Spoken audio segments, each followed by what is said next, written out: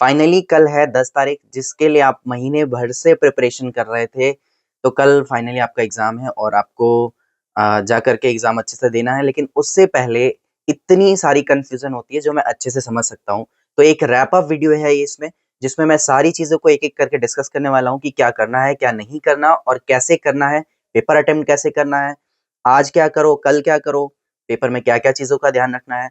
ये एक बहुत ही इम्पोर्टेंट वीडियो आपके लिए होने वाली है, क्योंकि यार आज आप जहाँ पर हो, आज आप जो फेस कर रहे हो, कल वो चीज़ें मैं ऑलरेडी फेस कर चुका हूँ और मैं यहाँ तक आया हूँ। मुझे सारी चीज़ें पता हैं। आप मैं अच्छे से समझ सकता हूँ कि इस वक़्त आपके लिए कितना कन्फ्यूज़िंग सारी चीज़ें चल रही हैं।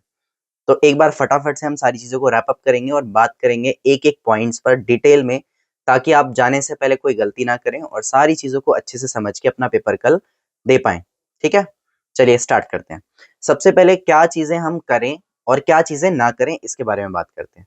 आज का जो दिन है, आज के दिन में आप थोड़ा बहुत रिवीज़न कीजिए, कोई नया टॉपिक उठा के मत बैठ जाना, पहले ही बता रहा हूँ, ना ही मॉक लगाना है। आज कोई मॉक टेस्ट नहीं लगाना। अब तक कितने दिनों में जो मॉक टेस्ट लगाने थे आप लगा चुके, अब आज नहीं लगाना। आज लगाया पता चले तुम्हारे नंबर कम आए और बस आपका सेल्फ डाउट वहीं शुरू हो गया, आप वहीं गायब। तो आज कोई मॉक नहीं लगाना, सिर्फ रिवीजन करना है, जो चीज़ें आपने इतने दिनों से पढ़ी उनको रिवाइज़ करना है, ओके? एक बात ये हो गई। दूसरा, उल्टा-सीधा खाने मत चले जाना, मोमोज़ खाने, ये खाने, वो खाने। सिंपल सादा खाना खाना और चुपचाप टाइम से सोना। आज आपके लिए स्लीप बहुत ज़रूरी है। कल सुबह आपको जल्दी उठना पड़ेगा, जिनकी फर्स्ट शिफ्ट में एग्ज़ाम है पीआरटी वालों का, उनको 9 बजे से एग्ज़ाम है, तो कम से कम 2 घंटा पहले आपको सेंटर पहुँचना है और फिर सेंटर दूर है, पास है, तो आपको जल्दी निकलना होगा, तो टाइम से सो जाना है, ठीक है? स्लीप पूरी होनी चाहिए। ऐसा ना हो कि एग्ज़ाम में आपका दिमाग काम नहीं कर रहा, आपको कुछ समझ में नहीं आ रहा, इसलिए आपकी नींद प्रॉपर पूरी हो। तो आप रिवीजन करेंगे, मॉक टेस्ट नहीं लगाएँगे, कोई नया टॉपिक नहीं पढ़ेंगे, सिर्फ रिवाइज़ करेंगे और आप अच्छा खाना खाएँगे और सादा खाना खा कर के टाइम से सो जाएँगे। ये है आज की चीज़ें जो आप करेंगे, और मॉक नहीं लगाना है, ये आपको ध्यान रखना है, ये डोंट्स में आ गया, ठीक है? अब बात करते हैं पेपर स्ट्रैटेजी की, कि पेपर आप कल कैसे करो कि हम ज़्यादा से ज़्यादा नंबर स्कोर कर सकें, ज़्यादा से ज़्यादा हमारा पेपर अच्छा हो सके। उसके लिए आपको ध्यान ये रखना है कि सबसे पहले आपको अपने पेपर को सेक्शन में जो डिवाइडेड है, उसमें ये ध्यान रखना है कि हर एक सेक्शन का जो टाइम है वो बाउंड होना चाहिए। अब आपने इतने दिनों में मॉक लगाए होंगे तो आपको पता होगा कि कौन-सा सेक्शन कितना टाइम ले रहा है। फॉर एग्ज़ाम्पल मुझे मैथ्स में ज़्यादा टाइम लगता है, तो मैं मैथ के सेक्शन को लास्ट में करूँगा, ठीक है? मान लो मेरी हिंदी सबसे स्ट्रॉन्ग है, तो मैं हिंदी सबसे पहले उठाऊँगा, हिंदी का सेक्शन ऑफलाइन पेपर है, आपके हाथ में पेपर होगा, आप कोई सा पहले करो, कोई सा बाद में करो। ये आपको अच्छे से पता है। तो सबसे पहले मान लो मैंने हिंदी उठाई और 10 मिनट के अंदर फटाफट से पूरी हिंदी कवर कर ली। फिर मैंने इंग्लिश उठाया, इंग्लिश को कवर कर दिया। कंप्यूटर उठाया, कंप्यूटर कर दिया। फिर रीज़निंग और मैथ्स उठाई और उनको कर दिया। तो इसका मतलब जो सेक्शन मेरा सबसे स्ट्रॉन्ग है उसको मैंने सबसे पहले किया, उसके बाद फिर उससे वीक, फिर उससे वीक, फिर उससे वीक, जहाँ मुझे फँसने के चांसेस, जहाँ मुझे सोचना पड़ेगा, जहाँ मुझे मुझे ज़्यादा समय लगने वाला है, उस सेक्शन को मैं बाद में करूँगा, ताकि मैं बचा हुआ सारा टाइम उस पे लगा सकूँ और बाकी सारे सेक्शन में गलती ना हो। क्योंकि कई बार क्या होता है, हम मैथ्स पहले लेके बैठ जाते हैं, रीज़निंग पहले लेके बैठ जाते हैं, कहीं क्वेश्चन फँस गया, आप जिद पे अड़ जाते हैं कि मैं तो उसको करके रहूँगा, और फिर वो सारा टाइम खा जाता है और बाकी के सेक्शंस में आप टाइम नहीं मिलता और आते हुए क्वेश्चन भी आप हड़बड़ी में गड़बड़ कर देते हो। तो ये ध्यान रखना है कि पहले उन सेक्शन को करो जो आप स्ट्रॉन्ग हैं और उनको आप फटाफट से खत्म कर लोगे, ठीक है? ये तो हो गई आपको पेपर कैसे करना है। अब कुछ बच्चे ऐसे भी होंगे कैंडिडेट्स जिन्होंने किसी कारणवश या किसी वजह से ज़्यादा अच्छे से तैयारी नहीं की होगी, तो वो तुक्का भी मारेंगे। तो आप उसके लिए भी एक स्मार्ट गेस कर सकते हो कि स्मार्ट गेस कैसे करें। अब आपको हर एक पेपर अटेम्प्ट करना है, पूरा पेपर, या नहीं करना है? पेपर अटेम्प्ट करूँ तो कितने क्वेश्चन करूँ, कितने ना करूँ, कट ऑफ कितनी जाएगी, ये सारी चीज़ें। तो सबसे पहले आप अपने पेपर को 3 सेक्शन में डिवाइड करना, ठीक है? जो भी आप कर रहे हो उसको 3 हिस्से में करना।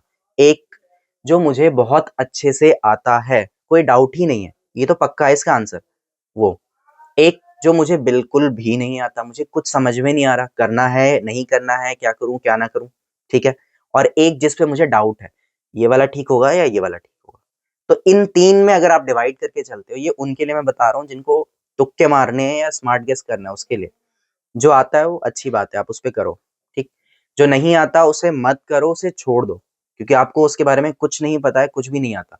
कल को नेगेटिव मार्किंग है, अगर आपने गलत कर दिया, तो आपको सीधा-सीधा 1 नंबर कट जाने हैं, सीधा 1 नंबर कट जाएगा। यानी 3 क्वेश्चन गलत हुए ना तो आपका फिर तो इस तरीके से मतलब आप सिलेक्शन नहीं ले पाएँगे। तो जो क्वेश्चन नहीं आ रहे हैं उनको प्रॉपर्ली छोड़ दो, सीधा।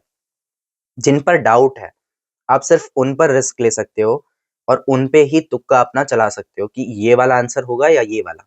उसमें भी आप ऑप्शन एलिमिनेशन का यूज़ करना, ऑप्शन को एलिमिनेट करना, क्योंकि कई बार हम क्वेश्चन पढ़ते हैं बट ऑप्शंस में कन्फ्यूज़न रहती है। तो ऑप्शन को एलिमिनेशन करना कि ये ऑप्शन नहीं हो सकता, ये नहीं हो सकता, अब इसमें से और इसमें से मुझे चूज़ करना है। तो इस तरीके से आप ऑप्शन एलिमिनेशन करके अगर स्मार्ट गेस करना भी चाहते हो तो आप उसमें कर सकते हो, ठीक है? और नेगेटिव मार्किंग है यानी 3 नंबर का एक क्वेश्चन है और वो गलत हो गया तो आपके 1 नंबर कट हो जाएँगे।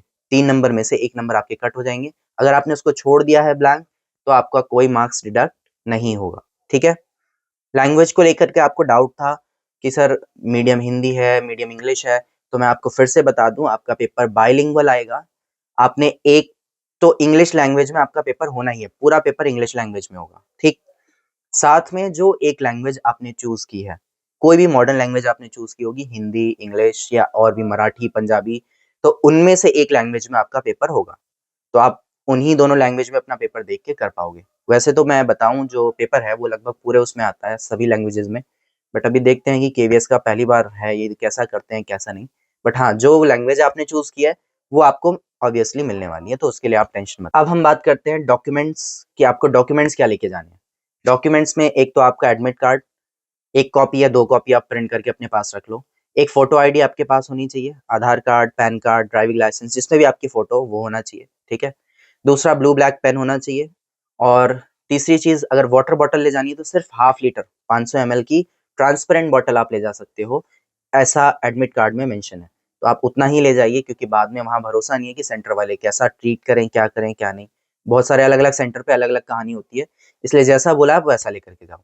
और दूसरी चीज़ वॉच पहनकर नहीं जाना, कोई ऑर्नामेंट, कोई मेटालिक चीज़, ये चीज़ें आप अपने साथ कैरी ना करें। कोई ऐसा कपड़ा जिसमें बटन हो, रिंग हो या और कोई चीज़ हो, वो आप सब हटा कर के जाओ, क्योंकि वहाँ पर इन चीज़ों के लिए भी आपको मना किया गया है, क्लियरली मेंशन है कि आपको ये चीज़ें नहीं पहननी है, नहीं रखनी है, तो ये नहीं करना, ठीक है?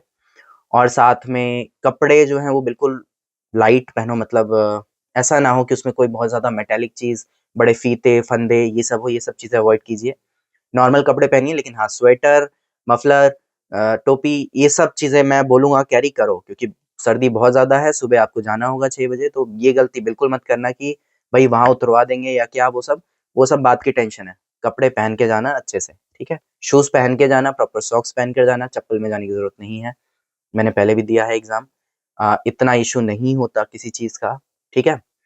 और अगर कोई डाउट है, तो मुझे कमेंट में ज़रूर बताइए। अभी भी अगर कोई कन्फ्यूज़न है, तो भी मुझे शेयर कीजिए।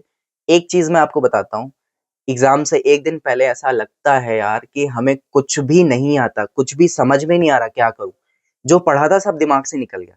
लेकिन ये सेल्फ डाउट आपको नहीं करना क्योंकि एग्ज़ाम से पहले होता ही होता है, ठीक है? ये होता ही होता है।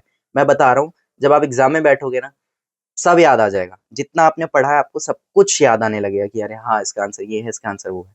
सो अभी ऐसा लग रहा होगा कि हमें कुछ नहीं आता, कुछ समझ में नहीं आ रहा, जो पढ़ा था हमने भूल गए, लेकिन बिलीव मी आपको अभी घबराने की ज़रूरत नहीं है। कल आप एग्ज़ाम में बैठते ही सारी चीज़ें आपको याद आ जाएँगी।